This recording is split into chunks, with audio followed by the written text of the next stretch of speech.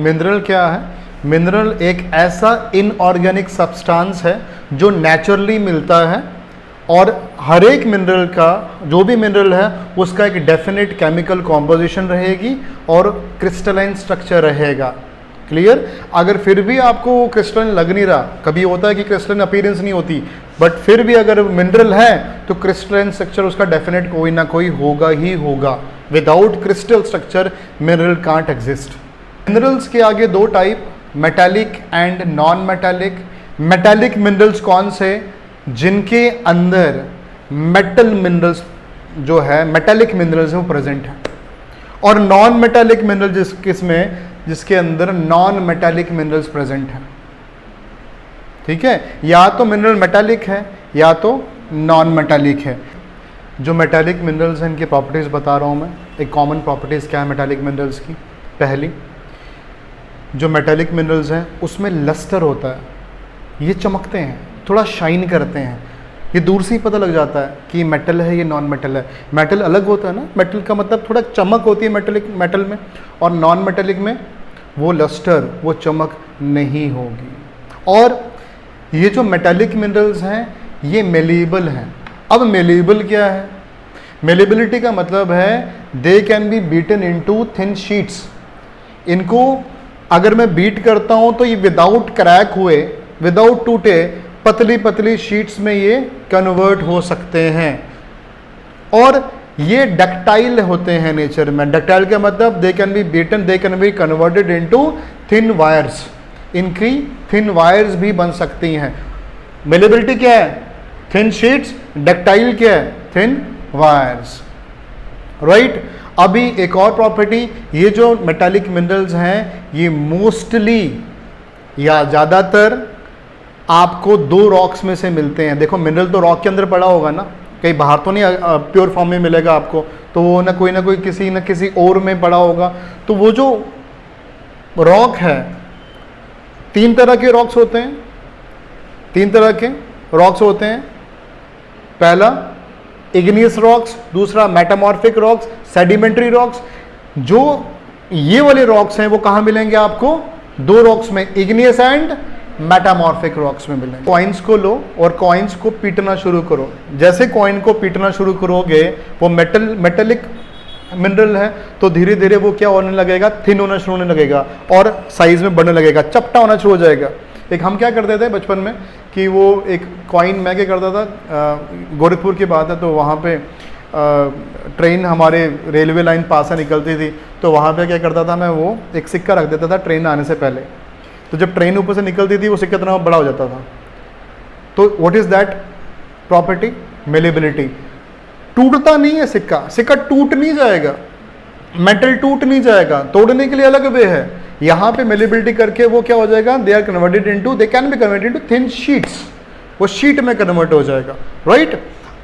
अब डक्टिलिटी क्या है? उसको आप वायर्स में कन्वर्ट कर दो, है ना। अब जितनी भी वायर्स हमारे घरों में, जहाँ बाहर जहाँ भी हम यूज़ करते हैं, वो किसकी बनी होती है? कॉपर की। कॉपर क्या है? मेटल है। और ब्रॉन्ज की वायर्स हैं, कॉपर की है ना। आयरन वायर्स देखे होंगे आपने, लोहे की तारें देखे होंगे। ये क्या है?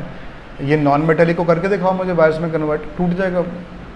दूसरी साइड में हमारे पास नॉन मेटेलिक मिनरल्स, वो ना तो उतने लस्टरस हैं, लस्टर नहीं है उनमें, नॉन मेलेबल हैं, नॉन डक्टाइल हैं, और ये तीसरी टाइप ऑफ रॉक में मिलते हैं। और तीसरी टाइप कौन सी है? सेडिमेंट्री रॉक में।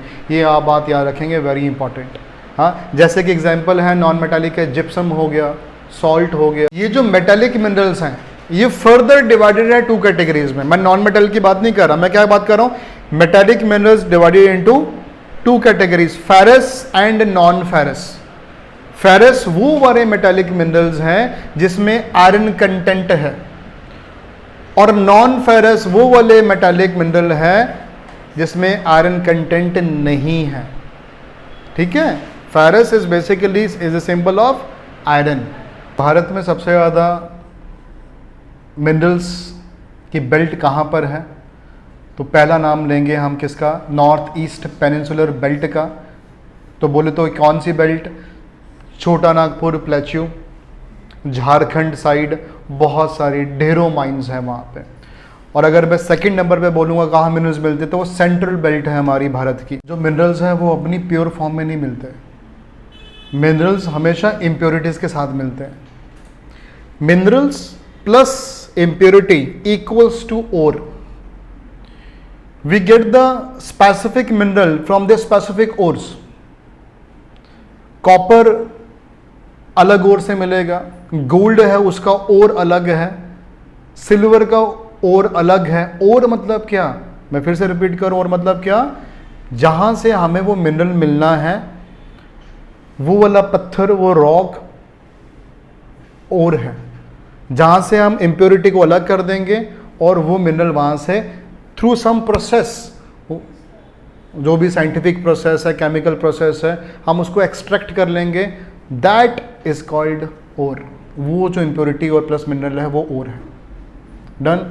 अब अलग अलग ओर, अभी जैसे आयरन के दो ओर बड़े इंपॉर्टेंट हैं जहाँ से आयरन मिलता है हमें, हेमेटाइट एंड मैग्नेटाइट। आपसे बोले इन दोनों में से बढ़िया कौन? बढ़िया ओर वही होगा जिसमें से ज़्यादा मिनरल निकले, इम्प्योरिटी कम हो और मिनरल ज़्यादा निकले, तो वो अच्छा हो रहा है, वो बेस्ट हो रहा है। और अगर आयरन की इन दो ओर्स की बात करूँ, हेमेटाइट एंड मैग्नेटाइट, इसमें सबसे अच्छा ओर कौन सा है? That is magnetite. वाई? क्योंकि आयरन की क्वांटिटी ज़्यादा मिलती है भाई आपको, इसमें से इम्प्योरिटी कम है, सिंपल, राइट। ऐसे ही हर एक एलिमेंट के आपको और हर एक मिनरल के आपको और याद रखने हैं। और शायद ये भी याद करना पड़ेगा या आपको आना चाहिए कि कौन से और ज़्यादा अच्छे हैं